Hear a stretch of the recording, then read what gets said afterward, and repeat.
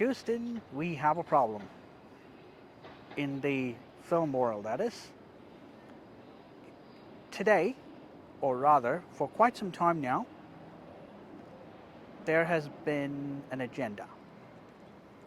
And what agenda, might you ask, is that is, and how can it be corrected? Stay tuned. That's what we're going to talk about today. Welcome, story lovers, to the Story Dude Show with your host, Jared Dean Winchester, bringing you a fresh set of episodes for the month of September 2023. So let's get right into it, shall we?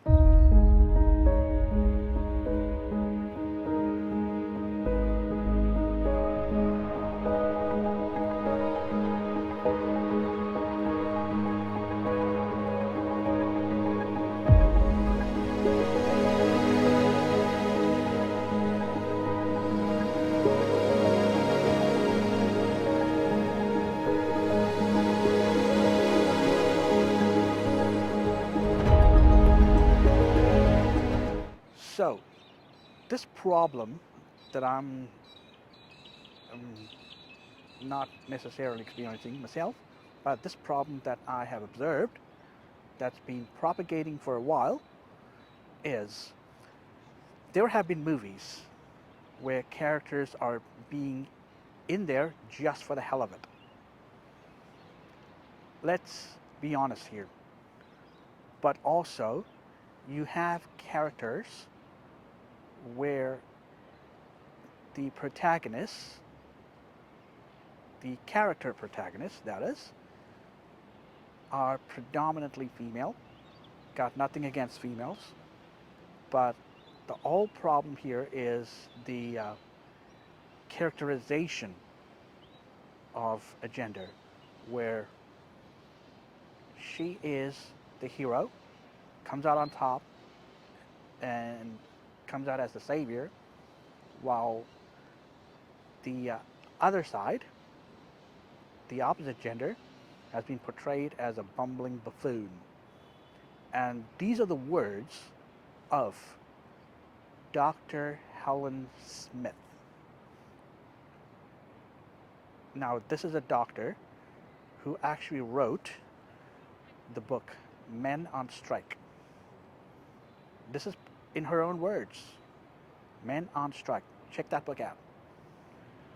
Now, she is a woman herself, and there are women like her who are trying to strike a balance. Their fight is to trying to strike a balance with what's going on here, and that includes in the film world.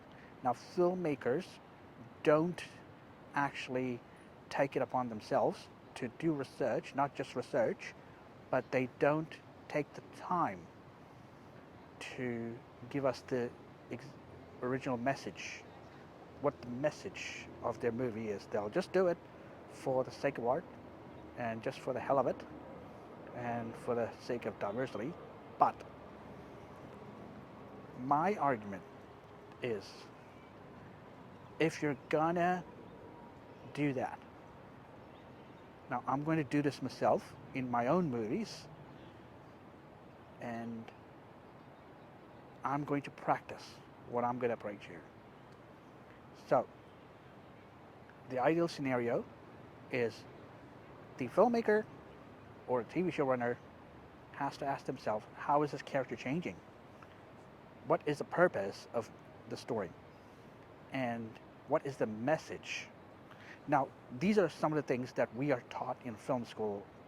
Not necessarily taught, but this is what we're being told in film school.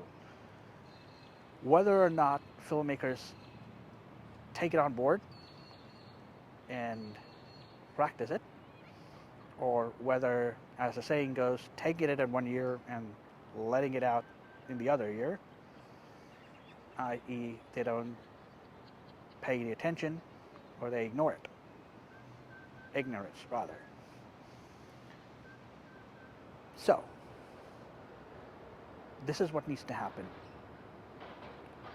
You need a balance. If you're gonna introduce a character who is great at all these things and needs to be the savior, said savior has to have a message, has to have a purpose. It's not just proving themselves, which is a given, but there is something that filmmakers can do. Don't listen to the critics. Because if you listen to the critics, that would mean the critics win. Now, I myself was working for a producer who, in all honesty, and I'll be pretty dang honest and blunt about it, but this idiot believed that critics ruled the film industry. I'm like, what the heck? If this is what you're thinking, then I'm sorry. This is not true. The people that make the movies are the producers and the filmmakers, and in case of TV shows, it's the showrunners. Now, by believing that, you have practically given away your power. I'll put it bluntly. You have given away your power. You need to take it back. You need to take that power back. So, end of the day, my message to you in this video is get a hold of a critic. Don't just pay attention to the criticism being given. Don't take it with a grain of salt. Take it and then analyze it. And then when you believe in your characters, you and your story and your characters, or this is of course when you believe in your story as well, critics ain't gonna matter. Now, this is something that I'm going to take on board with me. Now, I've said this time and time and time again, in case you wanted to call me out on this by saying, hey, are you going to practice what you preach? Are you practicing what you preach?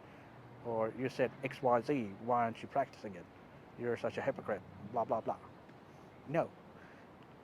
Whatever I'm going to talk about, or what I am talking about in all my episodes here, and of course, everything that I talk about on my podcast,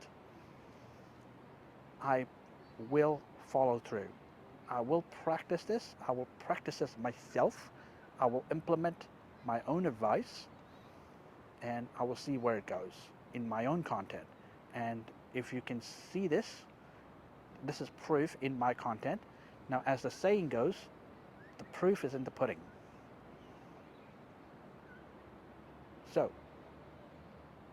with that being said, I hope that the filmmakers will take note of this, and I do hope that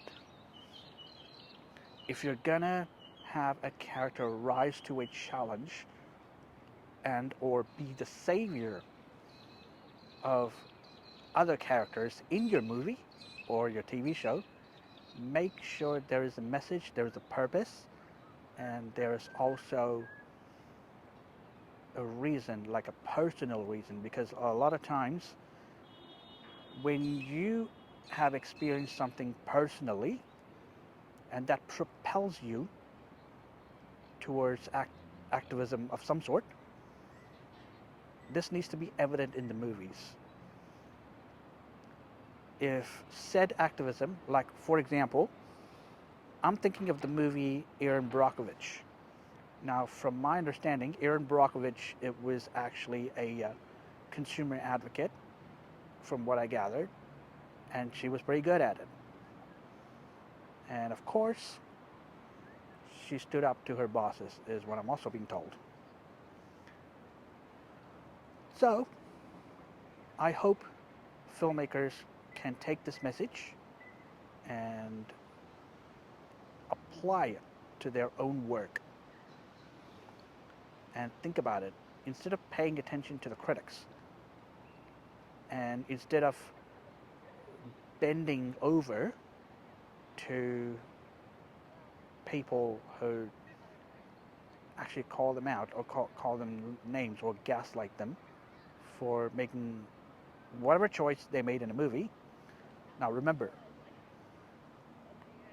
there are certain things that I will agree with the critics on, but for the most part, if you've included something in your movie or your TV show and you get backlash for it, which unfortunately is the consequence, what I'm going to recommend is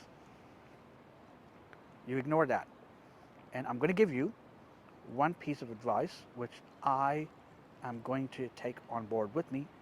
This is my favorite piece of advice, one of my favorite pieces of advice, and that is, as long as you are fearful, there's always going to be somebody who's going to keep you fearful. Keep that in mind. As long as you are fearful, there's always going to be somebody who's going to keep you fearful. So if you're afraid that you're going to get backlash if you do XYZ, now this actually goes for movies that are religious in nature. Keep, keep going, but the backlash should be minimal. So, with that being said, this has been Jared Dean Winchester, also known as the Story Dude. Please like, comment, and subscribe because I post anywhere between 2 to 3 episodes per month. So be sure to check them all out. And until I see you again, don't forget to turn that page.